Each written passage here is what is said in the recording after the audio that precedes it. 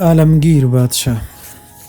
شاہ اورنگزیب عالمگیر بہت لائق اور متدین بادشاہ تھا۔ دین اور دنیا دونوں پر نظر رکھتا تھا۔ اس نے کبھی کوئی نماز قضا نہ کی اور کسی بھائی کو زندہ نہ چھوڑا۔ بعض لوگ اعتراض بھی کرتے ہیں مؤخر الذکر بات پر، حالانکہ یہ ضروری تھا۔ اس کے سب بھائی نالائق تھے، جیسے کہ ہر بادشاہ کے بھائی ہوتے ہیں۔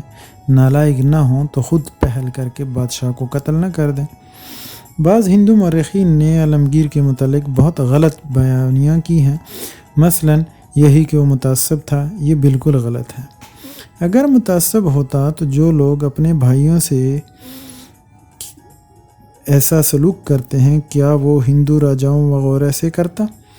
تاریخ سے یہ بھی ثابت ہے کہ اس نے کئی مندروں کو جاگیریں دے رکھی تھیں۔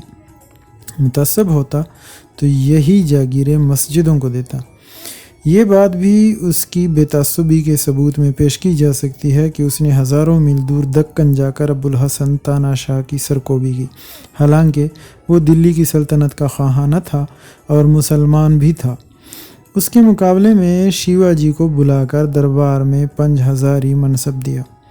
بے شک وہ بھاگ گیا اور باغی ہو گیا، لیکن یہ اس کا فعل ہے۔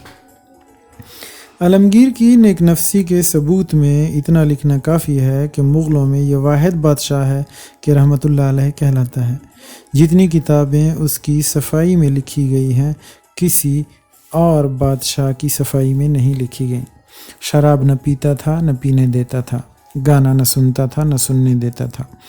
تاریخ میں آیا ہے کہ لوگوں نے ایک جنازہ تیار کیا اور لے چلے۔ بادشاہ نے پوچھا یہ کس کا جنازہ ہے؟ لوگوں نے کہا موسیقی کا۔ عالمگیر رحمۃ اللہ علیہ نے کہا اس کو اتنا گہرا دفن کرنا کہ پھر نہ نکل سکے۔